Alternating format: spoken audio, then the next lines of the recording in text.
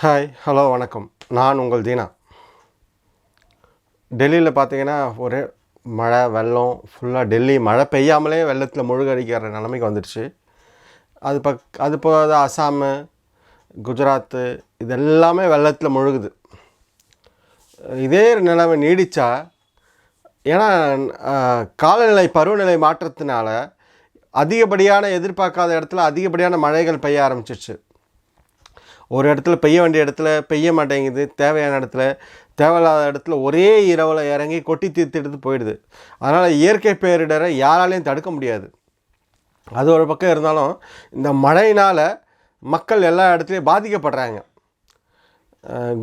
அதிகப்படியாக பார்த்திங்கன்னா இந்த குடிசை வாழ் மக்கள், இந்த பிளாட்ஃபார்மில் இருக்கிறவங்க, மிடில் கிளாஸஸ் எல்லாமே அப்படி தான் எல்லா இடத்துலையும் பார்த்துருப்போம். இப்போ டெல்லியே பார்த்திங்கன்னா செங்கோட்டை, நாடாளுமன்ற கட்டிடம், அடுத்து பார்த்திங்கன்னா செக்ரட்டரியேட்டு எல்லாமே மழை நீரால் சூழப்பட்டது. இதுக்கு முக்கிய காரணம் என்னன்னு யாருக்காவது தெரியுங்களா? யமுனை நதி வெள்ளம். இது மட்டும் தான் எல்லாருக்குமே தெரியுமே தவிர, ஏன் அந்த வெள்ளப்பெருக்கு ஊருக்குள்ளே டெல்லிக்குள்ளே மழை பெய்யாமலே இவ்வளோ வெள்ளம் வரதுக்கான காரணம், மேலே மழை பெஞ்சது ஓகே, அதனால் யமுனை நதிக்கார ஃபுல்லாக டேம் ஃபுல்லாகி ஓப்பனில் வந்தது. இதையும் தாண்டி அரசாங்கம் முன்னெடுத்த ஒரு விஷயத்தை கைவிட்டது காரணமாக தான் இந்த வெள்ளப்பெருக்கு ஏற்படுறதுக்கு முக்கிய காரணமே. என்ன அந்த விஷயம்னு பார்த்திங்கன்னா, நதிநீர் இணைப்பு. இதை யாராவது கண்டுகொண்டாங்களா? எந்த அரசாங்கமாவது கண்டுக்கிட்டாங்களா? நதிநீரை இணைக்கணும்னு சொல்லிட்டு ரொம்ப நாளாக பேசிக்கிட்டு இருந்தாங்களே தவிர, வாய் வார்த்தையாக சொல்லிக்கிட்டு அதோடு அதை கிடப்பில் போட்டுட்டாங்க. இதோட விளைவு தான் இந்த வெள்ளப்பெருக்கு. அது அங்கே மட்டும் இல்லை, டெல்லியில் மட்டும் இல்லை. இப்போ அதிகப்படியாக மழை பெய்ய ஆரம்பிச்சிச்சுன்னா இமயமலையில் மழை, இமாச்சல பிரதேசத்தில் மழை, நேபாளில் மழை. இதனால் நாங்கன்னா கங்கையில் வெள்ளப்பெருக்கு ஏற்படுது. இப்போ இந்தியாவுக்கு முக்கியமான இந்தியாவிலே பார்த்திங்கன்னா 8 முக்கியமான இது இருக்குது, மேஜர் ரிவர்ஸ். மொத்தம் 8 முக்கிய நதிகள் இருக்குது, பெரிய நதிகள். அதில் பார்த்திங்கன்னா இண்டஸ் ரிவர்ஸு, அடுத்து பிரம்மபுத்திரா, அடுத்து கங்கா, யமுனா, நர்மதா, தப்தி, கோதாவரி, கிருஷ்ணா. இதுதான் மொத்தம் 8 முக்கியமான பெரிய நதிகள். இமயமலையில் அதிகப்படியான, இமாச்சல பிரதேசத்தில் அதிகப்படியாக மழை பெய்யுது, இந்த பக்கம் காஷ்மீரில் பெய்யுது, நேபாளில், உத்தரகாண்டில் இதெல்லாம் மழை பெய்யும் போது இதெல்லாம் மலைப்பாங்கு உருட்டிக்கிட்டு தண்ணி, அதாவது ஸ்லோப்பாக எங்கே வருதுன்னு கேட்டிங்கன்னா, இதெல்லாமே டெல்லி, ஆக்ரா, இந்த பக்கம் கொல்கட்டா, இந்த பக்கம் குஜராத் வழியாக, இது எல்லா வழியிலையும் தண்ணி இறங்குது.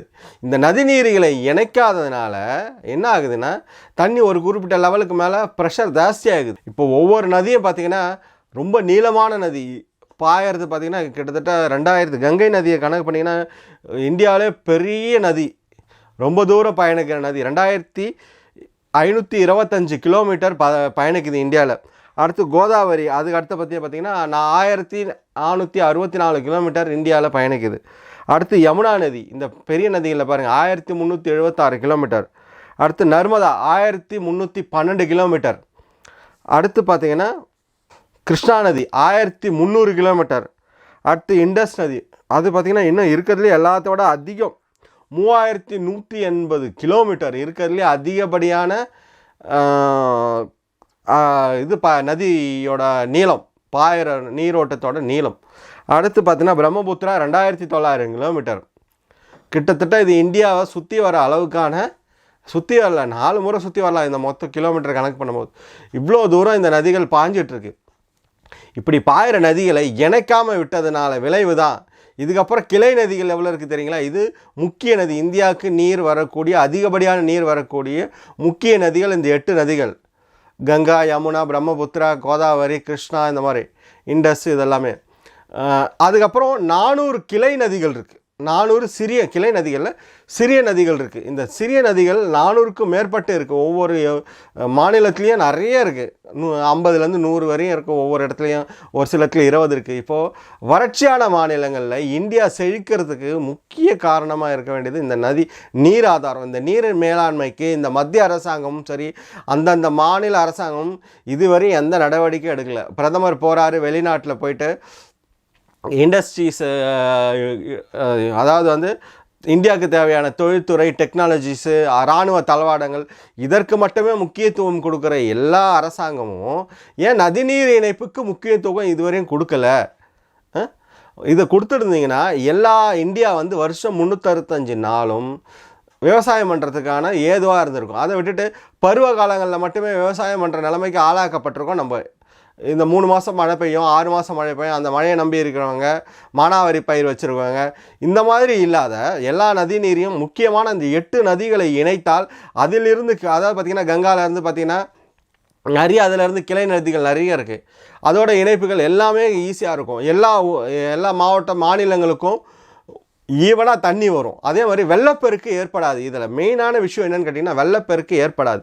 மழை காலங்களில் ஏற்படுற இந்த வெள்ளப்பெருக்கு, அதிகப்படியான வெள்ளப்பெருக்கால் ஏற்படும் பாதிப்புகள் குறைக்கப்படும். இதை ஏன் இந்த அரசாங்கம் முன்னெடுக்கவில்லை? இராணுவ தளவாடங்களுக்கு பல ஆயிரம் கோடிகளும், சிலைகளுக்கு பல ஆயிரம் கோடிகளும், நாடாளுமன்ற கட்டிடங்களுக்கு பல ஆயிரம் கோடிகளும், இதுக்கு மட்டுமே நம்ம சாலை மேம்பாட்டுக்கு பல ஆயிரம் கோடிகளும், இண்டஸ்ட்ரீஸை வந்து டெவலப் பண்ணுறதுக்கு என்னென்ன பண்ணணுமோ எல்லாத்தையுமே பார்த்துக்கிட்டு மற்ற நாட்டு வெளிநாட்டு அந்நிய முதலீடுகளை மட்டுமே நம்ம ஈர்க்கணும்னு பார்க்குறோமே தவிர நம்ம நாட்டில் இருக்கிற இந்த வளங்களை ஏன் காப்பாற்ற முன் வரவில்லை எந்த அரசாங்கமும்? இதனால் நதிநீரை இணைச்சிங்கன்னா எல்லா மாநிலங்களுக்கும் ஈக்குவலாக தண்ணி கிட்டத்தட்ட கிடைக்கும். இப்போது அதிகப்படியாக தண்ணி வந்தால் தான் நம்மளுக்கு வந்து காவேரியிலேருந்து தண்ணி திறக்கிறாங்க, நம்மளுக்கு கிருஷ்ணாவிலேருந்து இந்த பக்கம் தண்ணி திறக்கிறாங்க நம்மளுக்கு. என்ன இடுக்கியில் பார்த்தீங்கன்னா கேரளாவில் இதே மாதிரி தான். இந்த தமிழ்நாட்டிலே எடுத்துங்க, தமிழ்நாட்டு பக்கத்தில் இருக்க அண்டை மாநிலங்கள்லேயே மற்றபடி தண்ணி கம்மியாக இருந்ததுன்னா கொடுக்க மாட்டேங்கிறாங்க. இது என்னென்னா நதிநீர் இணைப்பு இல்லாத. இப்போ டெல்லியில் மழை அதிகமாக பெய்யுது, டெல்லியில் இமாச்சல பிரதேசத்தில் மழை அதிகமாக பெய்யுது. இந்த இணைப்பு இருக்கும்போது என்ன ஆகும்னா அதிகப்படியான நீர் எல்லா மாநிலத்துக்கும் பகிர்ந்தளிக்கப்படும். அப்போ வந்து வெள்ளப்பெருக்கு குறைக்கப்படும். அதே சமயம் வந்து விவசாயத்துக்கான நீர் ஆதாரங்கள், வறட்சி காலத்தில் நீர் சேமிக்கிறதுக்கு நிறைய வழிகள் இருக்குது. ஏன்னா நிறைய டேம்களில் வந்து தண்ணி இல்லாமல் காஞ்சிக்கிட்டு இருக்குது. நிறைய இடத்துல தடுப்பணைகள், சின்ன சின்ன தடுப்பணைகளில் வந்து தண்ணி இல்லை. ஏன்னா வறட்சி காலங்களில் தண்ணி இருக்க மாட்டேது. ஏன்னா இந்த மழை பெஞ்சால் மட்டும்தான் காத்துட்ருக்கோம். இப்போது சீசன் பார்த்துக்குங்க. இப்போது வந்து டெல்லியில் மழை பெய்யுது. அந்த அதாவது தென் மாவட்டங்களில் வட மாநிலங்களில் மழை பெய்ய ஆரம்பிச்சிடும். நம்மளுக்கு தென் மாநிலங்களில் வந்து ஒரு சில ஏரியாவில் கேரளாவில் ஆரம்பிச்சிருச்சு மழை, கர்நாடகாவில் அந்த மேற்கு தொடர்ச்சி மலை வருது. நம்மளுக்கு தமிழகத்துக்கு வரதுக்கு இன்னும் 3 மாதம் ஆகும் மழை, இந்த பருவமழை. அது வரையும் நம்ம வந்து காவேரி நீரை எதிர்பார்த்துக்கிட்டு இருக்கணும். இந்த பக்கம் வந்து முல்லை பெரியாறு தண்ணியை எதிர்பார்த்துருக்கணும். இந்த பக்கம் கிருஷ்ணா தண்ணியை எதிர்பார்த்துட்டு இருக்கணும். இதையும் தாண்டி நம்ம இந்த மாதிரி நதிநீர்களை இணைத்தால் நம்ம முப்போகமும் எல்லா விதமான பணப்பயிர்களும் எல்லா பயிர்களும் நம்மளால் விளைவிக்க முடியும். தற்சார்பு நிலை இந்தியா அடையும். வல்லரசு ஆகிறதுக்கு மெயினாக முக்கிய மூலாதாரம் இந்தியாவின் முதுகெலும்பு விவசாயம். அதை மறந்துட்டு இராணுவ கட்டமைப்புகளும் தொழிற்சாலை மேம்பாட்டுகளும் இதை மட்டுமே நம்ம முக்கியத்துவம் கொடுக்குறோமே தவிர இதுக்கான முக்கியத்துவம் எந்த அரசாங்கமும் கொடுக்கல. இது வரும் காலங்களில் இது மாற்றப்பட வேண்டும். விவசாயிகள் எவ்வளோ போராடினாலும் அரசாங்கம் கண்டுகொள்றதில்லை. இந்த நதிநீர் இணைப்பை செய்தாலே எல்லா மாநிலங்களும் ஒற்றுமையாக இருந்து மற்றவன் அடிக்க வரான் அப்படின்றத நம்ம உள்ளுக்குள்ளேயே நம்ம ஒத்துமை இல்லாதனால இந்த நதிநீர் இணைப்பு கிடப்பில் போட்டப்பது. இந்த நதிநீர் இணைப்பை இணைத்தால் எல்லா மாநிலமும் வளர்ச்சி பெற்று தற்சார்பு நிலையை அடையும். தொழிற்சாலைகள் வந்தால் தான் தற்சார்பு நிலை அல்ல. விவசாயிகள் ஊக்குவிக்க, வெளிநாட்டுக்கு ஏற்றுமதி பண்ண, அதை விட வருமானம். இன்றைக்கி உணவு தான் மனிதனுக்கு முக்கியமானது உணவு.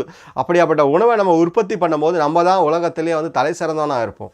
நம்மக்கிட்ட நீர் இல்லை, போதிய நீர் இல்லை, சரியான மழை பெய்யாத காரணங்களில் ஒரு இடத்துல அதிகப்படியான வெள்ளத்தில் பாதிக்கப்படுது. இதெல்லாத்தையும் தடுக்கணும்னா நதிநீரை இணைக்கணும் அப்படின்றது என்னோட வேண்டுகோள். மறக்காமல் லைக் பண்ணுங்கள், சப்ஸ்கிரைப் பண்ணுங்கள், உங்கள் கருத்துக்களை கமெண்ட் பண்ணுங்கள். நன்றி, வணக்கம்.